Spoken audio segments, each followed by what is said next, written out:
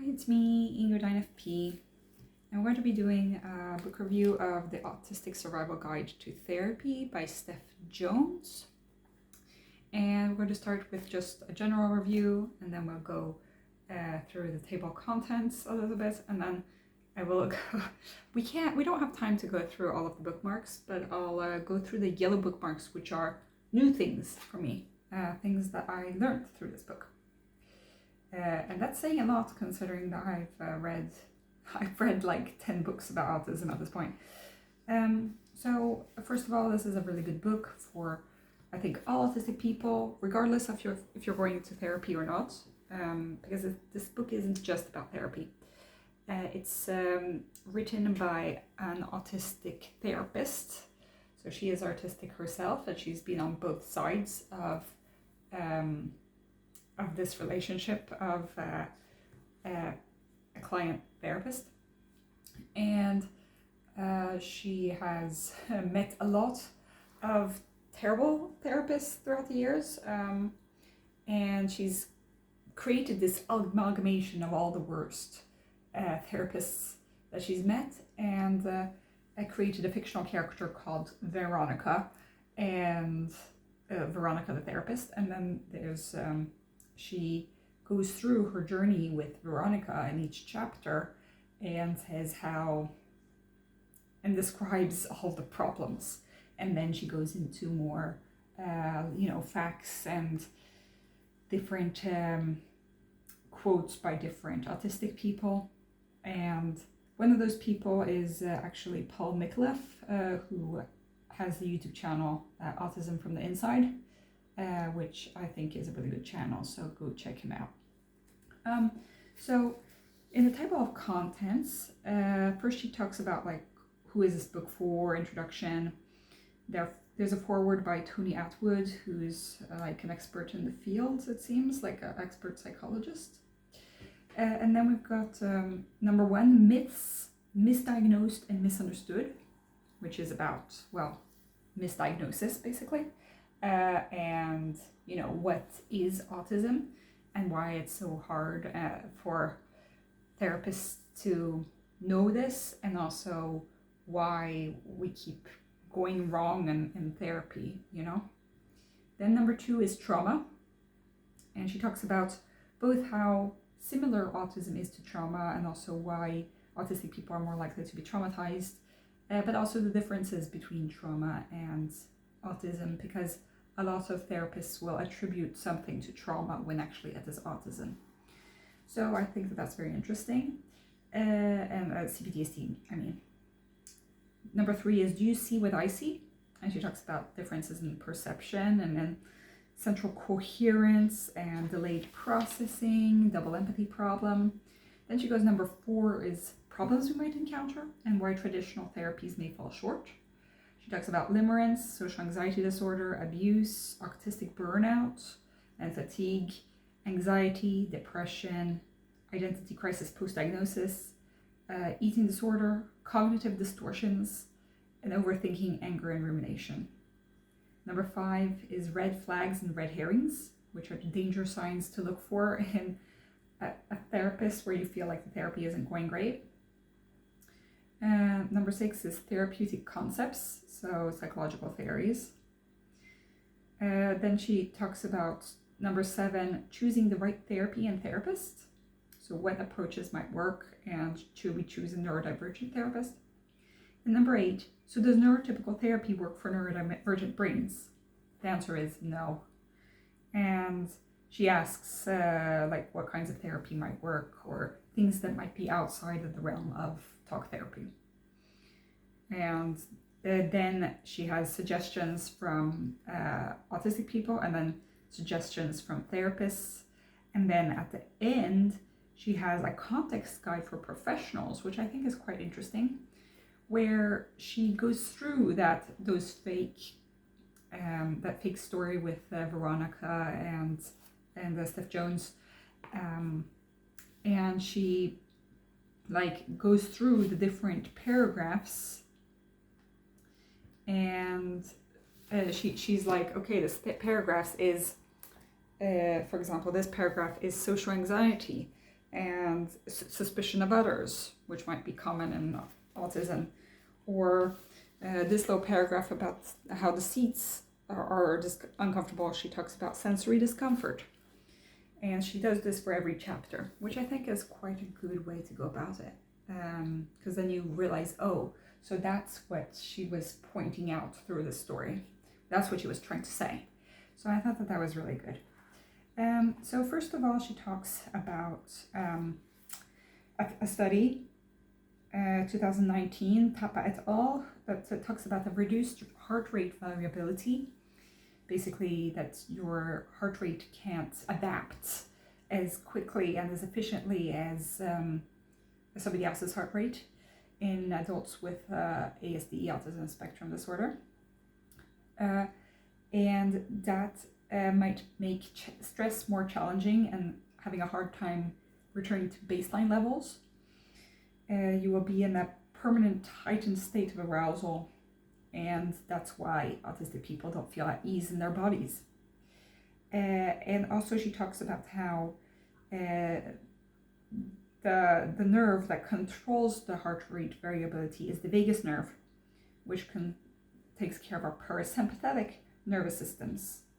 And we can't control that, but that is the reason why we can't activate the parasympathetic that calms our bodies down. So we're always in a higher state of stress. So we are at a greater risk of trauma, of developing CPTSD due to trauma due to this.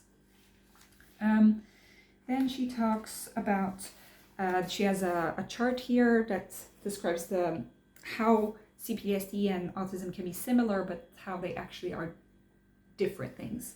So one of those things, for example, is that hypervigilance from complex PTSD might be actually hypersensitivity that is in autistic people.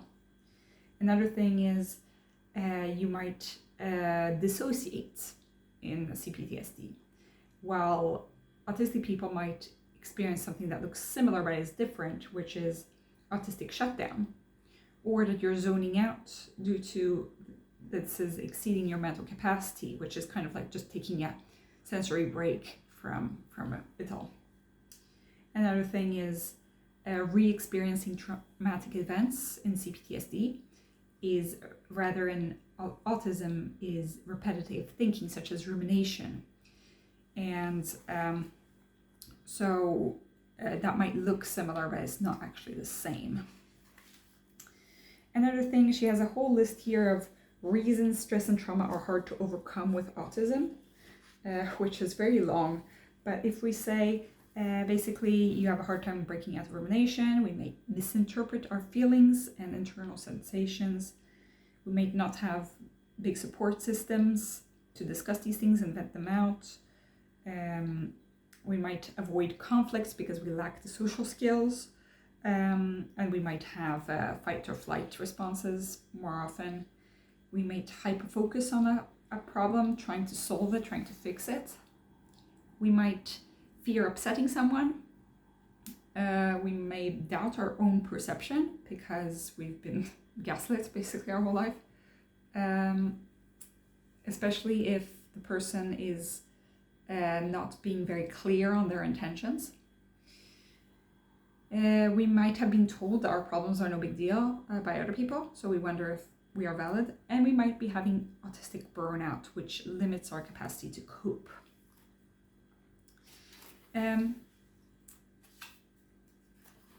She then talks about, this is something I talked about in my dance therapy video, which is that instead of using a feelings wheel, you know, those wheels that have like, the circles that have like different names of different feelings, those might be too complicated for somebody who experiences alexithymia, basically an inability to recognize our own feelings. So instead, we can use the balance arousal model, which is, she says in parentheses, not as sexy as it sounds. It's basically that instead of having to deal with all of these words, you're dealing with two skills. And there's the intensity scale. So very intense, not very intense, which is the arousal level. And then you've got the valence. You've got pleasure versus displeasure. And so if you can figure out approximately in which of those 4 categories that are formed your feeling is, you don't need to go deeper into, oh, am I feeling angry, or am I feeling sad, or am I feeling disappointed? It's rather like, okay, I'm feeling intense and bad, or I'm feeling not intense and bad, or I'm feeling not intense and good, and I'm feeling, and feelings aren't good or bad, but rather comfortable or uncomfortable, pleasure, displeasure.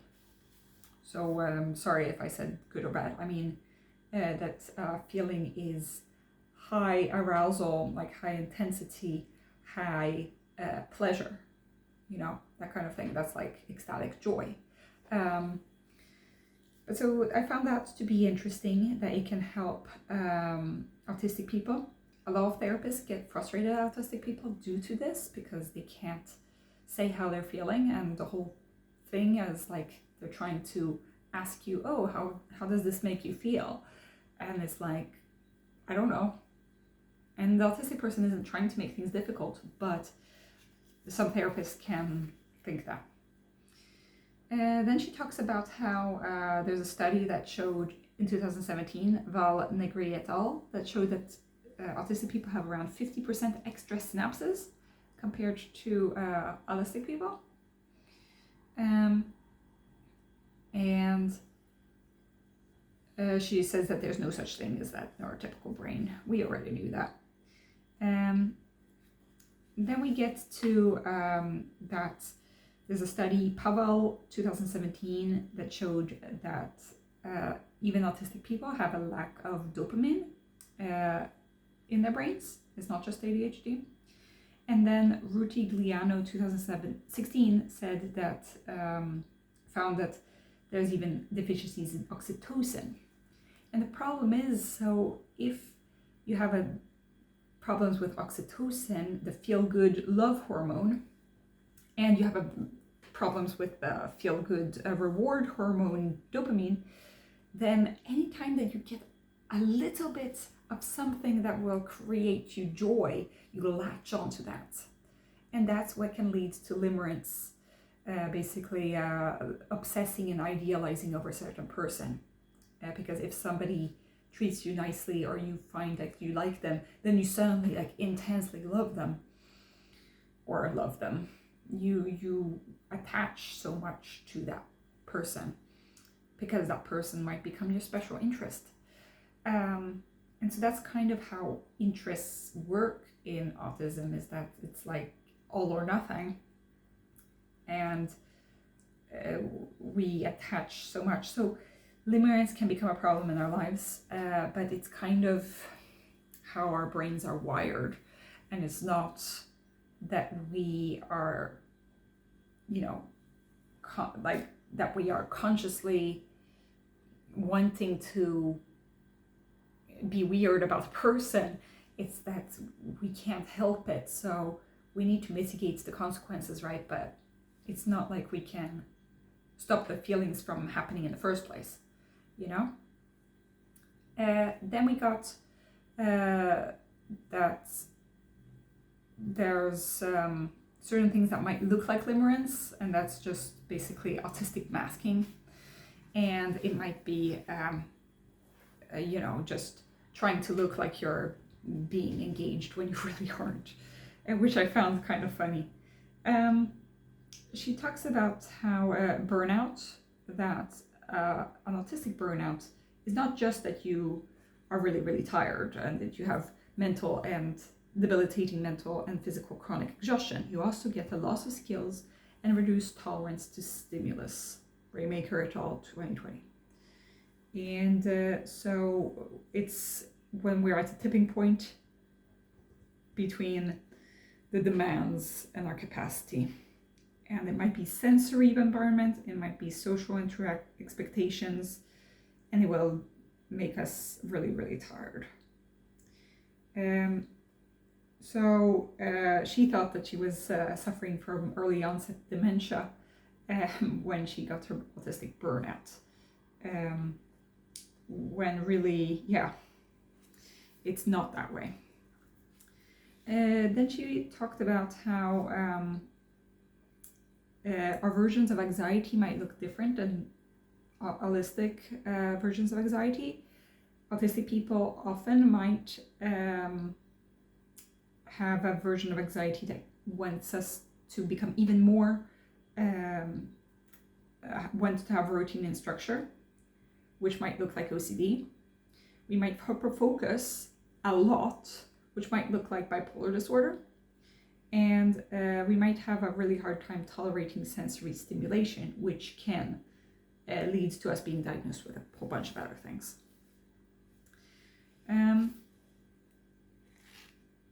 She also talks about how in therapy we're often talking about overthinking, anger, and rumination.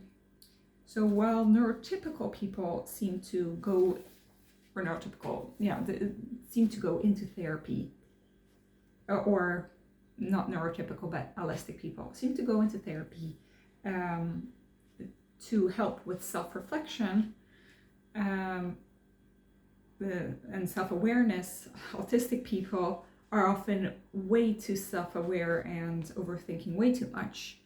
And so talking about things that are overthinking or anger or rumination might just make us ruminate more and make us go into a downward spiral. So the venting is not always making us feel better. We can't just contemplate, we need to think in a different manner. So she recommends that therapists try to give a little bit of guidance in their therapy, which would really help me because my therapist is basically just giving me free rein to talk about whatever. And so I just keep spinning around in circles because I'm overanalyzing everything,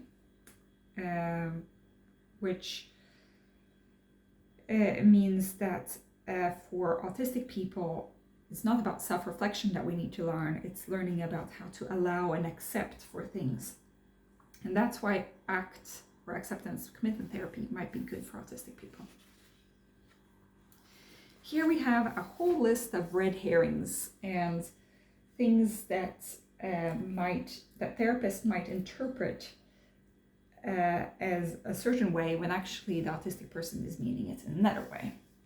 For example, a therapist might think that you are self-absorbed, right? I've heard that one before, unfortunately. When the autistic person's reality is that they're talkative, they want to be understood, and they're unable to notice if the other person is interested.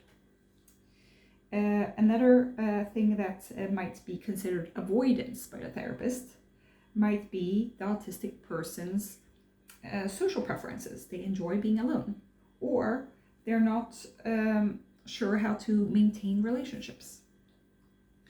Another interpretation might be that you are emotionally unstable, having tantrums under your out of control, which is basically autistic meltdowns. You might be narcissistic, they think, when actually you're just identifying that you are different from everybody else and you're trying to understand what that means. So sometimes it might be that you're identifying with like having special skills because you see that you're different from everybody else. But that's not narcissism. Dissociation. Therapists might think that you have dissociation when actually you're in an autistic shutdown, for example, or you're overwhelmed. Another thing is that you might be compliant to therapy and you might be really good at therapy, right? But actually what the autistic person is doing is that you're masking and you're people pleasing. Another thing is that you're seen as going on tangents and avoiding the real issues, says the therapist, when actually you are afraid of missing out something important because everything feels connected and you're thinking detail oriented like an autistic person would do. Another thing, this one is really clear for me, is that the therapist will think that you're resisting therapy or that you're in denial because you keep saying, I don't know. When really, for the autistic person, it might be that they have need extra time to process. They might have executive dysfunction. They might have alexithymia. They might prefer an intellectual, logical way of seeing feelings rather than like explaining them as a story.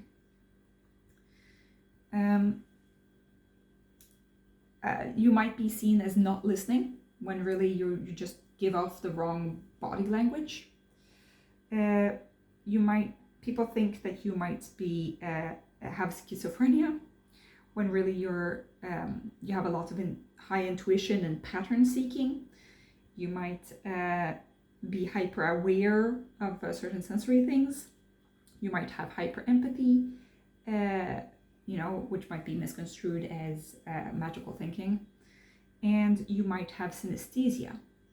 I once told my English teacher when I was small that I had blue headache, and she thought that I was having hallucinations, when really it was actually my synesthesia that just told me that my headache was blue.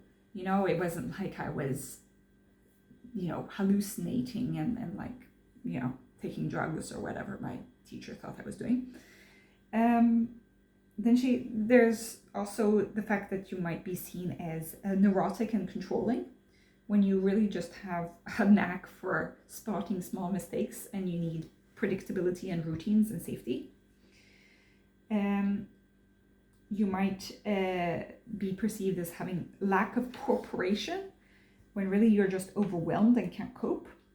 You might be seen as having paranoia, when really you're just confused in social situations and you're hyper aware of what's going on. They might think that you are petulant and sulking and having a power play with them, when really you just gone nonverbal, because you're overstimulated and you can't find the words to express yourself. You might be seen as having obsessions when they're really special interests. The therapist might see observable signs of anxiety when autistic person is just stimming. The therapist might see you as having a victim mentality, when really you're just describing the realities of a neurodivergent person in the world. You might have a lack of, they might think that you are splitting, like borderline personality disorder, when really you're just an autistic person with black and white thinking. They might think that you're rebelling against authority, when really it's that you have a hard time, you have PDA, you have problems with autonomy, you want autonomy, and you have unconventional life choices. People might think that you are shifty because of your evasive eye contact, when really you're just having a hard time with eye contact due to, it's a problem that autism has. They might think that you have cognitive errors in thinking. If you think CBT, distorted thinking patterns, when it's just a natural thinking patterns of an autistic person. They might see you as having childish behavior, when you just have unconventional interests and a playfulness. They might see you as depressed, when you're actually an autistic burnout. There are some more, but I'm not going to talk about all of them. But that was really interesting, because I think that shows like how these things can be misconstrued. Then she talks about how exposure therapy does not work against sensory difficulties. Rather, it might actually reinforce the problem and make it worse, because you get into a rumination state afterwards. So that's not recommended. It is recommended to get out of your window of tolerance, but to not get into the danger zone, She talks about different therapeutic strategies, and there's a certain way that therapists do things. So they mirror, they paraphrase, they speak in a certain way. There's a certain ritual to it. There are certain rules, and the problem is that sometimes autistic people need to monologue, and being interrupted can seem very jarring, and it might seem pointless to have to do this whole song of and dance of like how these conversations are supposed to go. So yeah, she talks about a list. She has a list here of different therapies that might be helpful. So she talks about ACT therapy, animal assisted therapy, arts therapy, CBT, DBT, emotional freedom technique, never heard of that, EMDR, expressive therapies continuum, exposure and response prevention, no idea what these things are, humanistic therapy, gestalt therapy, integrative therapy, internal family systems therapy, mindfulness, person-centered therapy, play therapy, psychodynamics, psychoeducation, shamanic symbolism, solution-focused therapy, transactional analysis. Now, this is things that autistic therapies use. Now, these aren't things that she recommends specifically, but she says that these things are things that we might be looking into. So then she talks about how CBT can be an appropriate treatment for certain things for autistic people, such as low-level anxiety, anger, and depression. But the problem is that if our nervous systems are dysregulated, facing the fears and doing it anyway is not going to help. We have to be warned that tolerating toxic situations is not our way for healing. So the thing is also that CBT is about developing the rational, logical brain, which is kind of a little bit what the autistic brain is about anyway. So that's not really something that is in the same direction as our needs. So it's not really super great for autistic people. She talks about DBT, dialectical behavior therapy, and it's not the best either for autistic people, or it's not really the best, but it can be useful. And one of the things that can be useful for is especially for black and white thinking, that holding two thoughts can be possible at the same time. Two things can be linked with the word and rather than but. There are two different things that can be true at the same time, which can be useful for autistic black and white thinking. Then she talks about how in ACT therapy, it is really good for autistic people, but one thing that we have to be aware of is that therapists often tend to view avoidance as a negative coping strategy rather than a necessary part of autistic self-preservation and being in a healthy environment. She talks about psychodynamic therapies, which is not really a thing that is great for autistic people in general. It can be useful, but it's not the best either.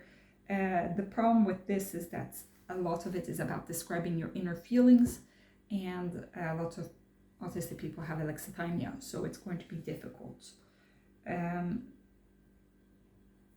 But yeah, it's a little bit,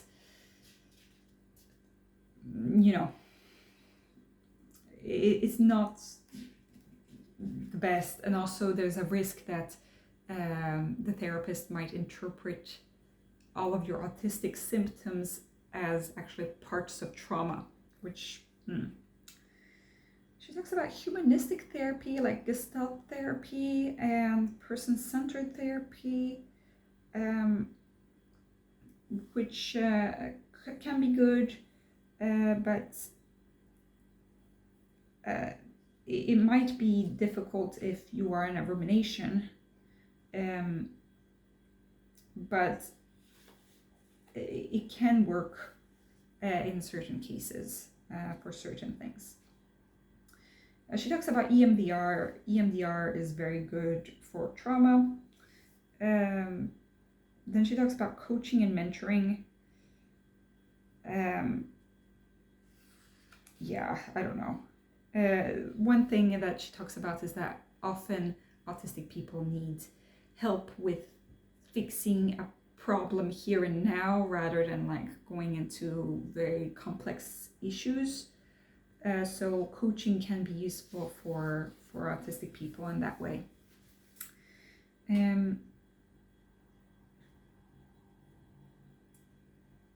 Yeah. Sometimes the reasons for depression and anxiety might be very different for autistic people compared to neurotypical people or autistic people. So basically therapists need to be aware of that. Another thing is, so we have these talk therapies, but there's also all sorts of things to incorporate, such as breathing and sensory kinds of experiences. She does talk about the psychedelic assisted therapy, which is to take us off our default mode network negative loops. And it might lead to greater cognitive flexibility. So, interesting. She talks about alternative approaches. She doesn't lean towards anything in particular. She talks about how does neurotypical therapy work for neurodivergent brains? This is what neurodivergent therapists think. They say no, basically. Most neurotypical clinicians like to be a wall, basically just to bounce ideas off her. And I've had previous employers who got mad when I was transparent with clients.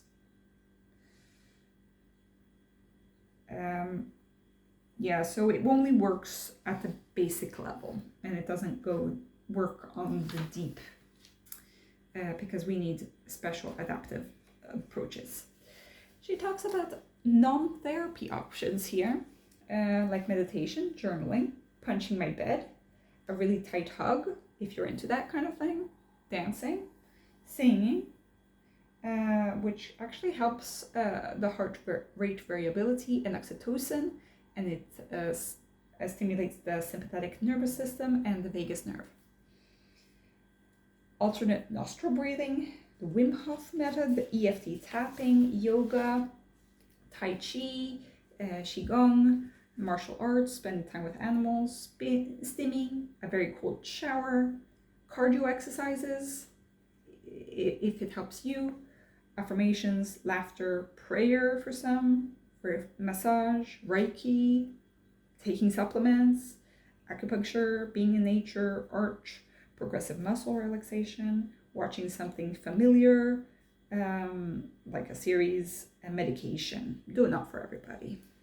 So, obviously take all this with a grain of salt. These are just certain suggestions from different people. Finally, there is a side of what did autistic people want with therapy. This is what we wanted from therapy, and this is the end that we're going to round it up. We wanted to be believed and supported to communicate our needs. We wanted help with managing uncertainty. We needed things being spelled out at times. The use of metaphors and analogies around special interests. Social skills support around practical things. Help to change environments. Accessibility, reduced demands, creating a life which nourishes and does not drain. Radical acceptance, not being required to conform with a neurotypical life, which is too much for us. A focus on strengths, being treated with respect and equality.